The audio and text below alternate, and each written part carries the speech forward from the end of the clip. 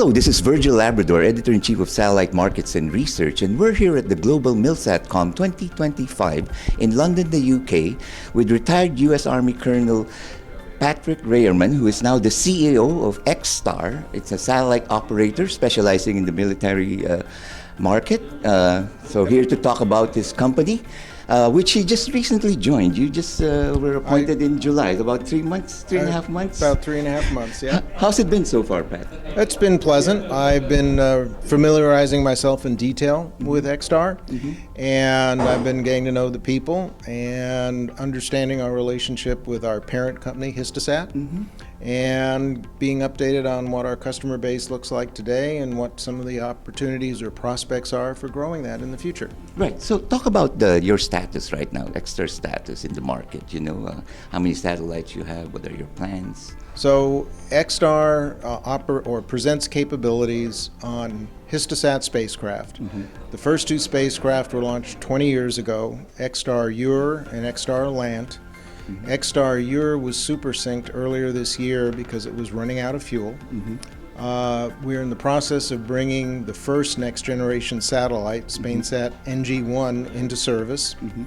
The second next generation satellite was launched 2 weeks ago. We expect to bring that in service next spring, along about April.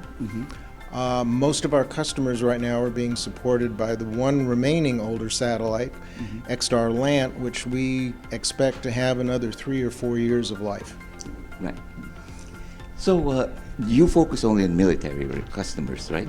The focus of XTAR, because it uses the X-band, which is allocated for military governmental purposes, has been on military customers in the U.S.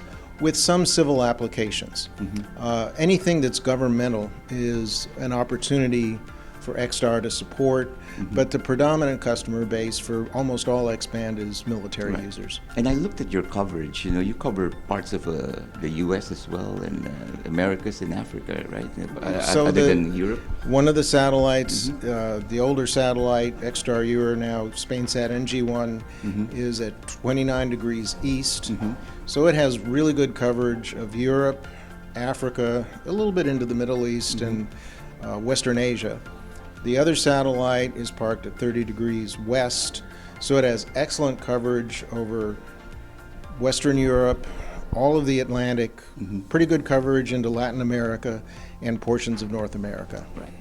Well, for those of you who don't know, if you've been attending conferences in satellite and military, Colonel Rayermann has actually been a fixture in that. He always has very interesting views and insights on the military market. So, yeah, talk about that, Pat. How do you see the military market, and how is your company leveraging the, whatever opportunities or challenges in that market? Well, the military, all our militaries, continue to use SATCOM.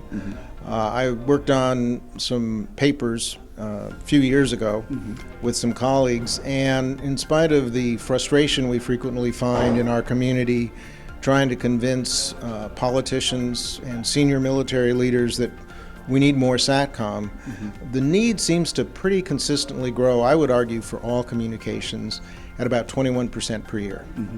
So the demand, whether we can articulate why or not, continues to grow. A company like XTAR, which provides today military X-band capability, the new generation satellites also offer military Ka-band. We provide an opportunity for militaries to obtain additional satellite communications capability that they may not have been able to get their governments to invest in. Additionally, we provide the opportunity to do something one of my colleagues, Mr. Todd Dudley, has coined as maneuver in spectrum. And that is very simply the idea that you're able to move a customer from one satellite and perhaps one band to another satellite and perhaps another band.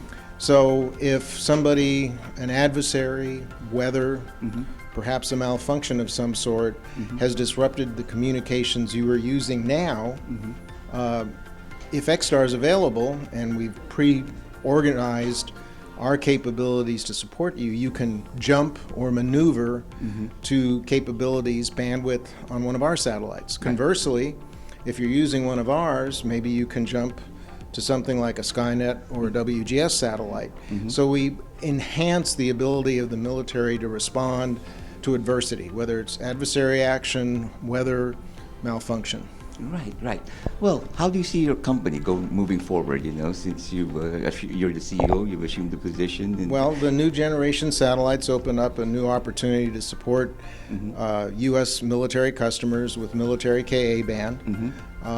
We have a little bit more flexibility with the payload in terms of how the antenna works on X-band to provide some new flexibility to our customers on the X-band side.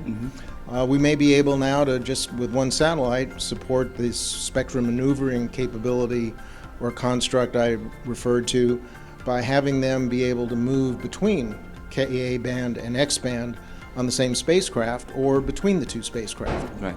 Additionally, we are looking at opportunities as SpainSat NG2 reaches the 29-degree east slot.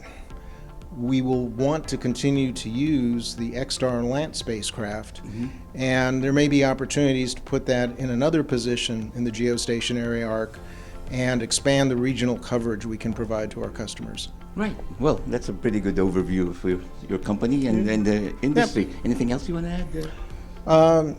It's an exciting time.